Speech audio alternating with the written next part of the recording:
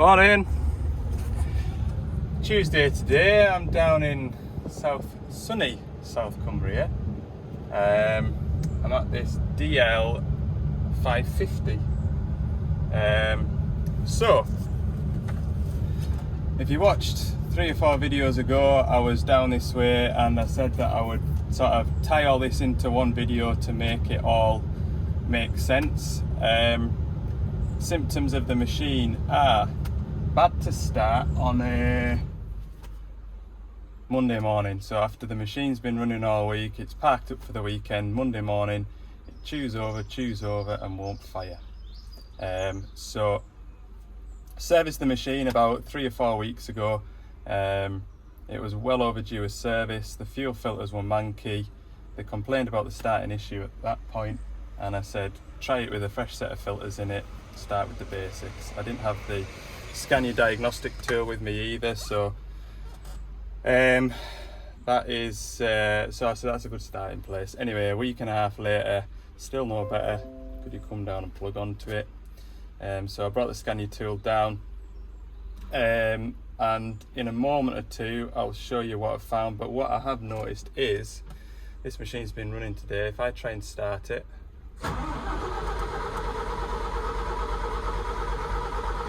chewing over and it won't fire. There we go, eventually it did. So I'm going to show you something now, hang on. So the engine's running at idle and we can see what the rail pressure is at the moment, which is about 1500 bar. If I rev the engine,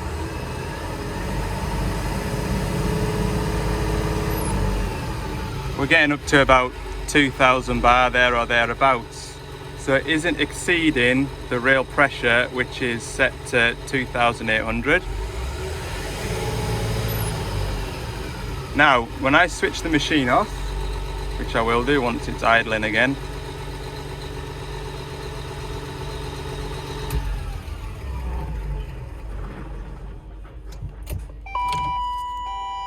that rail pressure has all but gone. We've got maybe a bar in there. Okay, this engine, should store pressure in the rail once you've switched it off. Remember on the training course that I did for this, the training guy told us that they had a Scania engine shipped over from the factory in Korea to the training centre in the Czech Republic. A journey which took apparently about, I can't remember what he said now, whether it was 8 or 9 weeks. And when they got it into the training centre and put the laptop on it, the engine was still storing fuel rail pressure of about 600 bar. In the book, when you start the machine and switch it off, you shouldn't lose any more than 300 bar over a 30-second period. As you can see, we've switched it off, turned the ignition back on, and we've lost 1500 bar, so that is very excessive. Now what I'll do is I'll show you, if I can get myself out of this tangle of wires, I'll show you what I've looked at when I was last here, because I didn't have rail blanks with me. I'll show you. Okay, so last week when I was here, I had a look at the fuel pressures that I could read via these test points here. So this is the low pressure side. This is reading when I put a test gauge onto here, I'm getting the pressure out of the lift pump, which is this gear driven pump on the back of the high pressure fuel pump. On cranking, we're expecting around 8 bar when the machine's running between 10 and 14 bar, which we had here. That was good. And then, so we've got plenty of fuel coming up to it. I pulled this metering valve out of here to check for any debris, any muck. It was clean and appears to be working because you can rev the machine up, etc. And along the bottom of here, which you can't see very well, I'll show you at this end. Here we've got this manifold. So this is the returns manifold. So any fuel that the injectors don't use goes into this manifold down here. We've got the pipe here off the rail relief valve.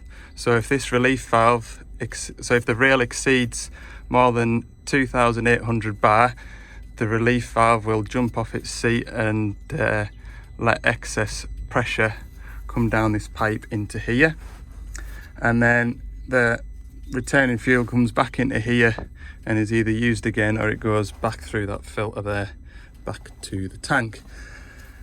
There's an overflow valve here, so in the workshop manual it was telling me to plug onto this test point here, and the symptoms that I followed was poor starting.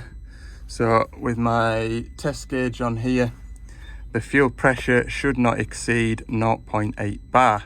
If the pressure is more than 0.8 bar, then I've either got a relief valve blowing off, or I've got an injector issue. Now we can't do a leak-off test individually from the injectors because this manifold, or we can't do it easily anyway, this manifold is bolted into the head, which is where the fuel returns comes out. So what you would normally do is put all your bottles onto a line like this and see which injector is leaking the most through the returns, but we can't. These are coolant pipes, these. So anyway, when I checked the pressure down here, it was 0.2 bar, so I knew that there wasn't excessive leak off when the machine was running. I knew that this pipe here wasn't dumping 2,500 bar down through it, and also there's a overflow valve in here, so if this overflow valve in here is blocked, it would also raise the pressure in here. Although the pressure was low, I pulled it out and checked it and made sure it was clean. It was. There was a little bit of debris at the back of there, which I didn't expect or want to see, but there was debris in there. So we got to the point now where we've got fuel coming out of this high pressure pump. Where's the high pressure fuel pipe feed from? Here, this pipe here.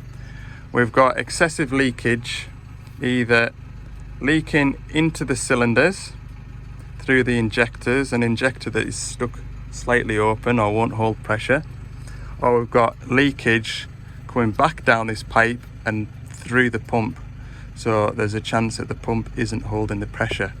So basically between here and here there's leakage, or between here and the cylinders there's leakage, because this isn't storing pressure. So what I've come back here to do is to blank off the injectors, crank the machine over and see if the rail is holding pressure. If we have this rail blanked and we're storing pressure, then that means that the issue is on the injector side. If we have the injectors blanked off and it isn't storing pressure, then we have leakage in the pump. It may be a combination of the two, it may be multiple injectors, but if we discover that the issue is on the injector side, what we can then do is install an injector at a time and try and pinpoint which injector we think is leaking. Do you follow me? Whatever the outcome, it's not going to be a good outcome. It's either a high pressure pump or at the very least one injector. Okay, we hit a bit of a pothole, not going to lie to you, and I'll show you. So the lad that lent me these injector caps is a HGV mechanic. Say injector caps, rail caps. These three here aren't deep enough, so anyway, I've got some ball bearings in there. Chewed the engine over. I've still got one injector attached, by the way. Chewed the engine over and the pressure it went up to 400 odd bar. It was trying to fire off the one cylinder, but it kind of switched the engine off and the pressure just disappeared again. That's bloody strange, that, like, for one, you know, for the amount of fuel that's disappearing that quick, surely it can't be that worn. Anyway, contrary to the test procedure of last week, I thought I'm just going to take this blooming pipe off the end of the rail here where the injector, so this is the relief valve, which is designed to hold pressure up to 2,800 bar. And if it reaches more than 2,800 bar, which this machine hasn't for the time that I've been chowing it over and running it and testing it, if it reaches 2,800 bar, it lets the pressure out and goes down in this manifold, as I said before. Then I've taken the pipe off that joins from there to there, and got matey to chow it over, and it's absolutely hossing fuel out the relief valve, which according to the troubleshooting we wouldn't have known to have a look at that, so it's looking like a relief valve anyway. We're just going to strip it down and have a look. We've believe it or not, taken this apart, the relief valve, put it back together, and the pressure's much better and it's not hossing diesel out of here, so we're going to reinstate everything, put it back together and see what it does. Get a new one of them ordered if we need to. Can't believe that though, that goes, I was just saying, it goes against everything that I've read, and it's only experience of this gentleman here that's come and taken an interest. And he says, just pull that pipe off and see. I'm like, nah, we won't see anything, the book tells me. So there you go, it's experience over literature. Right, I'm going to bring my airline round and clean everything up before I expose these pipes to any more dust and rubbish. Okay, as you can hear, I've got it started after putting all pipes back on it.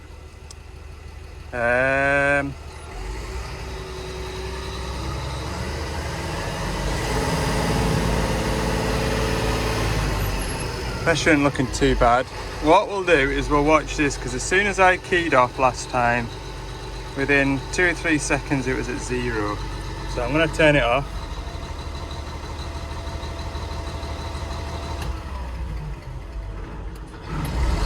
Oh.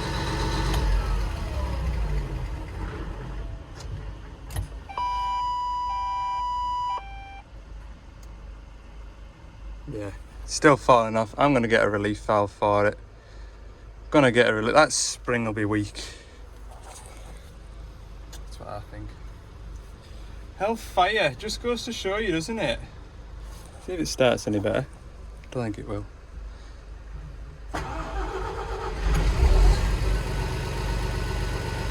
Yeah, it's just not.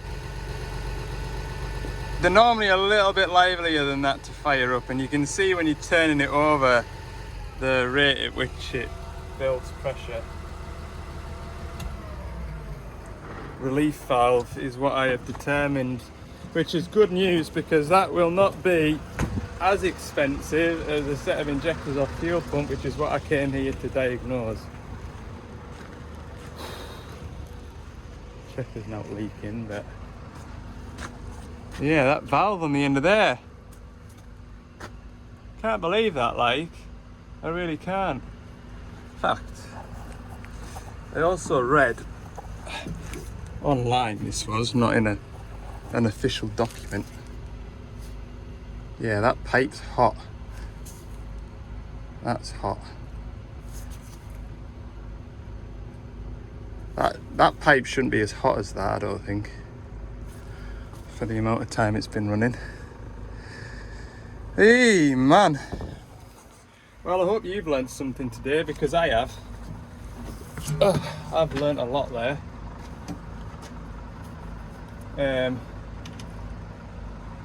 Yeah, relief valve's letting all the pressure away, not an injector or the pump. Okie dokie, I'm gonna pack up. I've got on a nice warm day like today, I think it's about 17 degrees. Sausage casserole today. Made too much last night, so thought that's an easy lunch. Just chuck it in there and job's a peach. I don't have to spend 15 minutes this morning making sandwiches. Good idea. Anyway, I'm gonna pack up and get a price of one of these valves. It's just 10 past 4. I'm on the way back up the road to Carlisle. Called in at this shovel. I've been at another job between this and the last shovel, but it wasn't out Jurassic, so I've just skipped that bit. Yeah, this shovel, the electric steering isn't working, so normally what you do is you take the park brake off, press the foot pedal, press this red button and the grey button, and you get a little forward reverse icon on there with the picture of the steering wheel, which allows your electric steering to work. So what I can do through the machine is go into vehicle analog input, scroll down here, and I can see the electric steer lever A, steer lever B. So when I move this to the left and the right,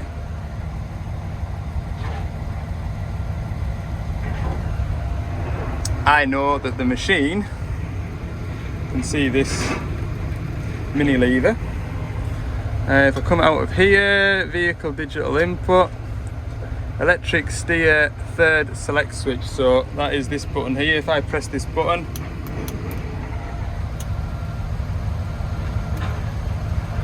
you can see that the machine can see you pressing that button, but you need to press this red button at the same time. It's down here somewhere, but what I've just noticed is the armrest cut-off switch. So when you lift this up and down, it'll turn the steering off. So if you're driving along, you get out the machine, lift that up, it stops this from being active. So I've just unplugged this down here, and we're going to see if the armrest disconnect switch inside here is working. So I'm just going to put my multimeter on it. So from here, the machine isn't getting the fact that this armrest is down. So the machine doesn't know this armrest is down, therefore it doesn't think that you want to use the electric steering. So we look down here, just spotted it. This wiring kind of comes out the side of here. I've got that wire is intact. This wire here is broken, presumably goes into this wire here. So we've got a broken wire onto here. So I'll try and repair it, but I'll probably just get a new short bit of loom ordered to go up to here, and that'll fix that. Right, there's my temporary fix. I managed to get a bit onto the end of there. Just the wiring was a bit short and it was wanting to pull if I tried to put these two wires into that connector, so I've just put a little jumper wire in there. We'll wrap that up in tape and tuck it out the way. That should allow this to work now. There we go. Nice. Next time I'm down this way then I'll put a new bit of loom on here. Job will be a peach, it'll be right then, and I'll take note that when I fit this, we'll have it somewhere where it isn't going to pull that wire and snap it, because it is just kind of, you know, dangling all over the parish like. Do we maybe like maybe get a P-clip or something, clip it onto there like that, you see? Just have to remember that this seat slides backwards and forwards. But that's another day's efforts. Right, we'll just check it's working, shall we, before we head off. Right, I've just started it, so we'll pull this armrest down, park brake off,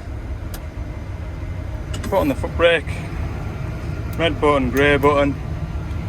We've got our steering lights coming on, so if I lift the boom up,